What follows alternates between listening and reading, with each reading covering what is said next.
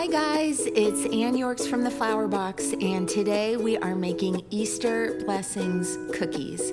And I'm really excited about this project because it shows 3 different stencils and a specialty tip, and all of these essential cutters and stencils can be found in the new Easter Blessings cookie decorating kit on flowerbox.com.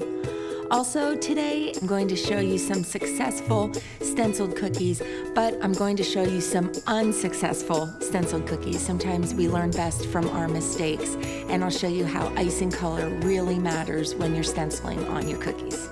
So let's cookie it up. I'm going to start this tutorial with the Easter flower cookie, and we're going to stencil the Easter blessings on this cookie. So this is the Lila Loa Rose. I'm just outlining the icing areas with piping icing and tip number 2. And now I'm going back in with my icing bag and I'm flooding in with a 10-second icing. You can find our royal icing recipe on flowerbox.com. Notice how generous I am with the icing. I don't leave a lot of cookie showing. Now, because we're stenciling on this cookie, it's important to let the base icing dry for about 6 hours before we put any pressure on the surface of the cookie. And then I'm just going to put an anchor finger on the cookie and slide the stiff icing across the surface of the stencil. So I just want to make sure I'm covering all of those stenciled areas, and then I want to lift and peel back the stencil to reveal the Easter Blessings message. Now I can flood in the leaves and I'll let those dry. That's a quick dry because it's a small icing area, 30 minutes in front of the fan. And then I'm ready to add some pipe details just to give the illusion of some flower petals. The black icing makes the Easter Blessings message really easily readable, especially on multiple colored backgrounds like the gold or also the purple. It has a nice contrast between those background colors just to make it super easy to read. And this beautiful cookie comes together pretty easy and it's done. The background color with the stenciled icing really does matter, because if they're too similar, like the peach and the purple, it's a little bit harder to read. It doesn't look as consistent. So I tested out a couple of cookies with the icing colors that we're using in this set, and they just weren't as successful. Maybe the most successful is the purple and the yellow because it has the most contrast.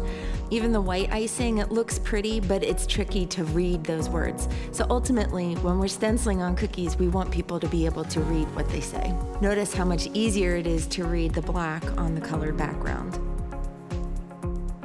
Now let's take a look at the cross cookie, and this is one of my favorite designs that I actually made last Easter, and I'm including it as part of this kit because it is simply beautiful, and emphasis on the simple. I love cookies that come together pretty easy.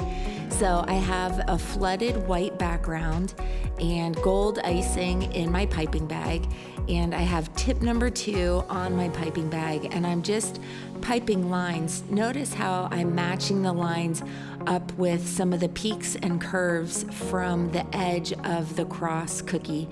That just makes my cookie consistent from cookie to cookie. Once I have my lines on there, I'm ready to add some icing flowers. Now these icing flowers, they need to be made in advance, and I use tip number 129. I usually make them the day before I decorate just because they're ready to go, but even if you let them dry 5 or 6 hours, you can still use them that same day. They just need a little drying time so you don't smush them. I use thick icing and I keep the tip vertical, and I just twist the wrist to get those cute little flowers. And then I add a dot of icing using tip number 2, and that completes the flower. While that icing is still wet, I'm just going to use those wet lines and I'm going to stick those flowers right onto the center of the cross, and it just creates this beautiful little cluster of flowers. And now I'm going to add some tiny leaves. I'm using a mini tip number 349. So you can add those little mini leaves using the avocado icing. Now for our final cookie. This is a variation of a cookie design that I've done in the past, but I've added a little bit more details to the cookie and I really love how it turned out. So I'm using the large square plaque and I've outlined the base in the avocado green, and now I outlined and I'm flooding the top with my white icing. And I'm getting this ready so I can airbrush and stencil on the cookie.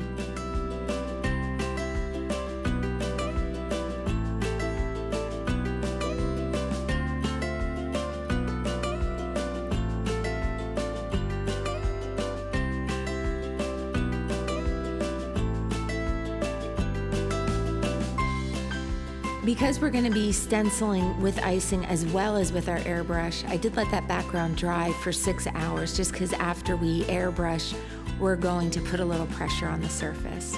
But first, I'm going to use my Chef Master Gold, and I'm just airbrushing that gold sunburst background.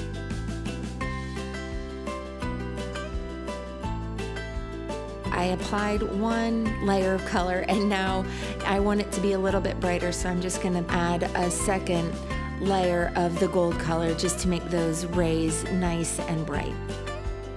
Now that the airbrushing is done, we can flood in that lower section.